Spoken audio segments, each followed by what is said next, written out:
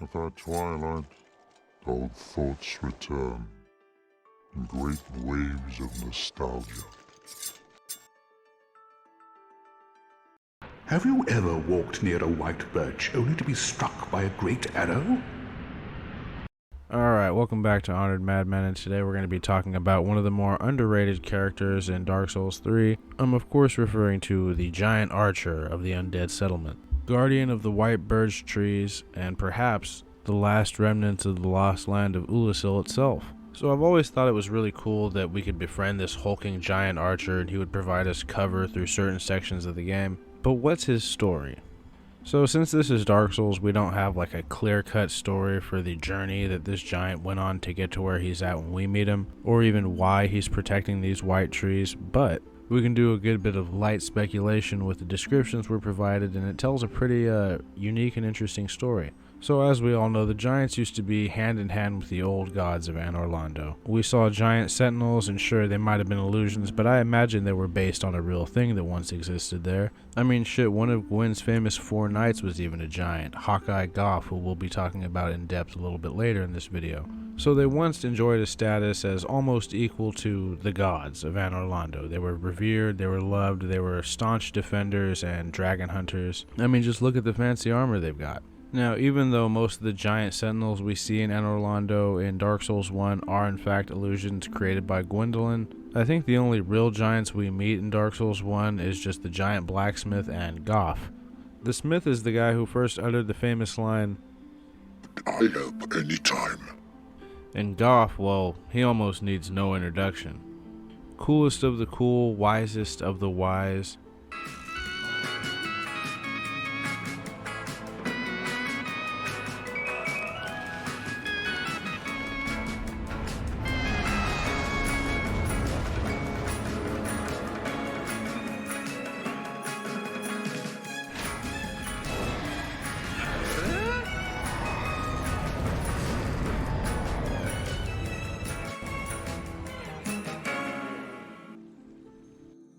And he's also quite the skilled woodworker. He actually invented the speaking wood carvings that we love so much. Those are actually his voice. One of the most iconic voices in the entire series, if I might add. Overall, he's a pretty important and memorable character. Definitely one of the cooler giants in all of FromSoft history. Some might view him as a precursor to Iji from Elden Ring, but he's actually way more badass. This dude was one of the leaders of the Lord of Light's Dragon Slayers. His main weapon of choice was of course a great bow, for which he earned the name Hawkeye, for his unmatched accuracy. He was a really cool dude. We met him after getting dragged back into the past by the primeval man. He was locked in a tower, left to his devices, carving little wood carvings, but was still in good spirits and was a great conversationalist. He even helps the player bring down the black dragon Calamite if they asked. But Hawkeye Gough is presumably long gone during the actual events of Dark Souls 1, having left his ring behind to his last living friend, the old giant blacksmith. But Dark Souls 3 shows us that there must have been other giants, actual physical, not illusionary giants that were stationed in Anor Londo, because they were all subsequently enslaved when Pontiff Sulyvahn took over. So to say the giants have fallen from grace is a bit of an understatement. I mean, they went from being at the highest possible point in the food chain down to being at the lowest of the low pariahs and slaves.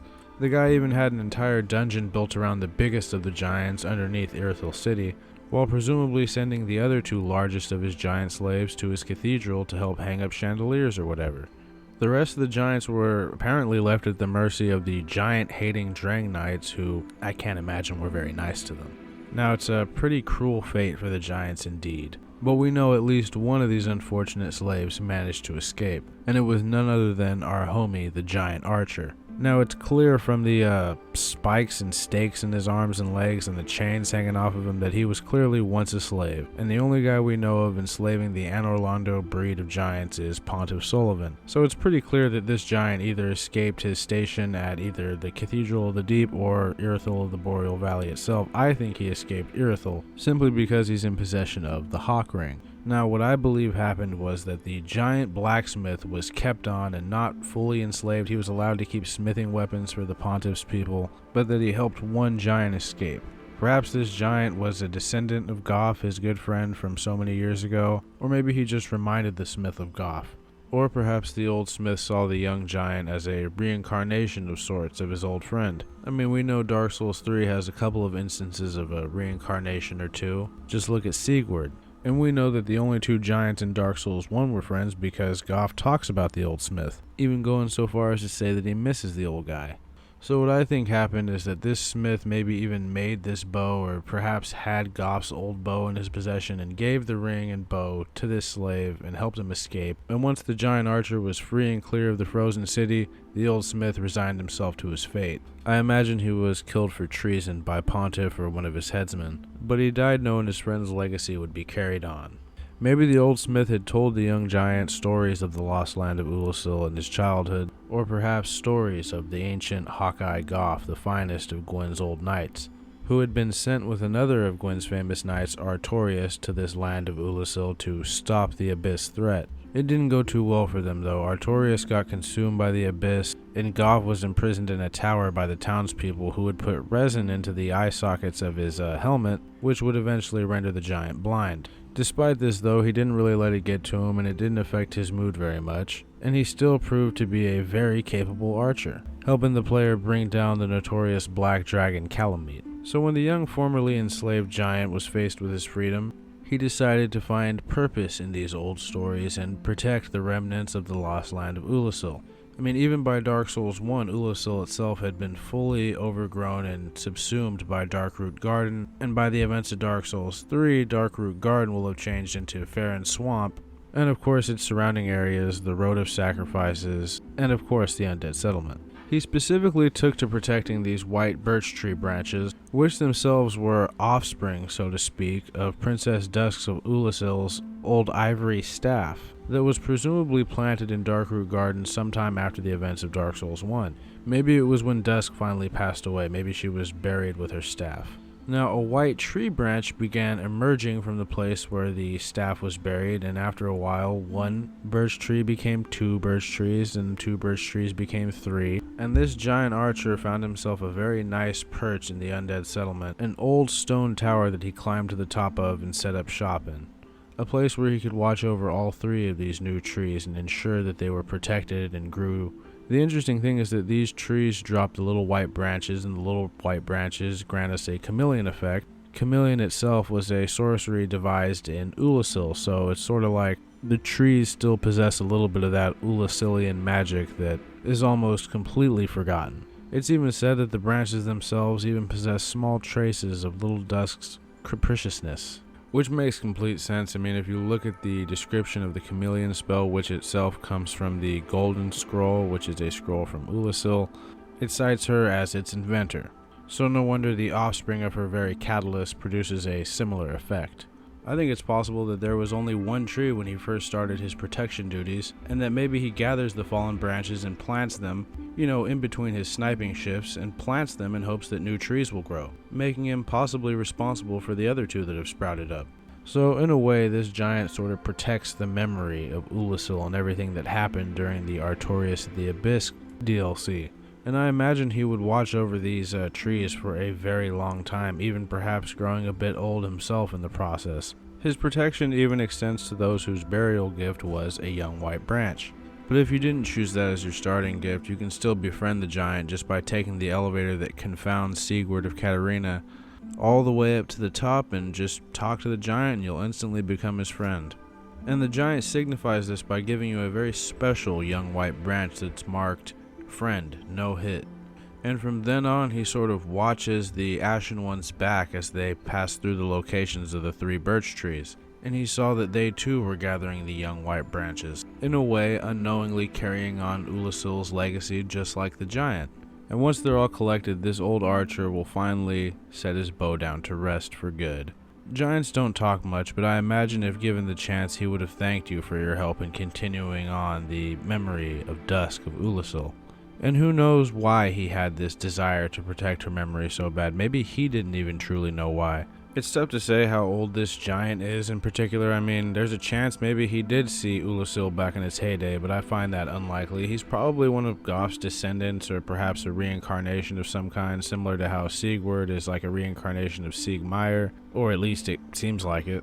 And maybe he possesses no relation to Gough whatsoever, and that he's more of a spiritual successor. He carries on the old giant's legacy by protecting the memory of Princess Dusk of Oolacile, whose own legacy lives on in those very birch trees. It's sort of a trend with the Farron Woods in Dark Souls 3. We see how the things of the Dark Root Garden and the Royal Wood before it have evolved. It's in the same vein as how the Old Wolf of Farron and his watchdogs carry on the legacy of Alvina and her Forest Hunters Covenant, while the Abyss Watchers themselves carry on the very legacy of Artorias and his pet wolf Sif. And even now, almost at the very end of the Dark Souls timeline, we can still find all these traces of the very first age, even if now it's mostly just a bunch of ruins inside a poisonous swamp. And we see now that even these echoes are beginning to fade. I mean, shit, it's so close to the end of the world that this giant nearly outlived the very lands he's protecting. The Mushroom Folk and Elizabeth are long gone, and after the Ashen One has finally picked up all of the branches, the giant can finally rest his head, for his watch is over. He can move on knowing that he did his very best to protect the last echoes of a forgotten but very important age. Oolacile's fall to the Abyss was a very important part of the Dark Soulsian history. It's historically one of the earliest examples of a land falling to the Abyss. Even if legends say that Artorias triumphed there, we all know the truth. He just kind of took credit for what we did, and we were told this from the start from Elizabeth. But Artorias and Sif's legacy would go on to inspire the Abyss Watchers, who are now operating out of the Farron Woods under the command of an old, emaciated grey wolf who may or may not be Sif's descendant. Or again, maybe a reincarnation of some kind, or maybe just a spiritual successor, and who's to say that the same thing isn't going on with this giant who just so happens to watch over the very same lands that Gough brought down Calamite at. And I think that's all I had to say about that. I mean, I'm dangerously close to getting off subject, so I'm going to cut things off here. Anything else I'm going to say for my overall Giants video. But yeah, I've always really liked this guy, and I've always liked the idea that we befriend this giant who sort of has our back throughout the lands. And it was just dope that he had his own interesting backstory, this minor character, who sort of symbolizes this really cool character from the Dark Souls 1 DLC and sort of watches over and protects the lands and all the memories of the things that happened during it. I thought that was a very cool choice lore-wise. But as always, I hope you guys found this video to be at least somewhat amusing and entertaining.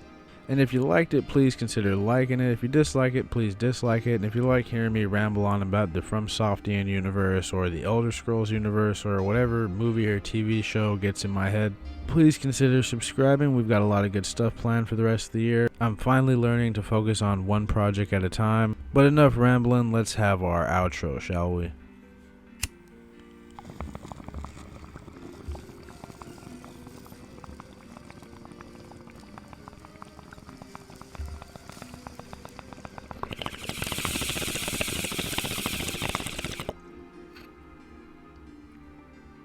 One of my favorite things about Dark Souls 3 was seeing how certain legacies or things evolved or changed over time for certain areas. For example, we know what happened to basically all of the major players of the Artorias of the Abyss DLC from Dark Souls 1, as they're pretty much all referenced in Dark Souls 3.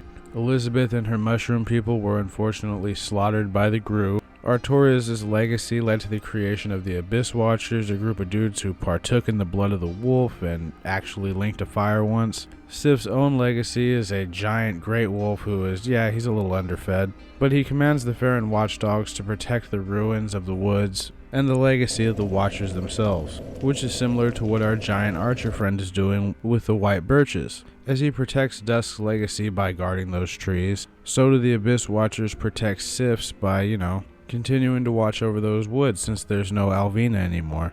Anyway though, I'll probably cut it off there. I hope you guys have a good one. I thought this was a pretty interesting video idea, but what's coming next is probably either the Giants video or maybe the Corvians one. I might do something about the Fallout TV series leak that I just watched like probably an hour ago. Got a lot of thoughts about that one, but yeah, I'm gonna cut things off here. You guys have a good one. I will see you next time.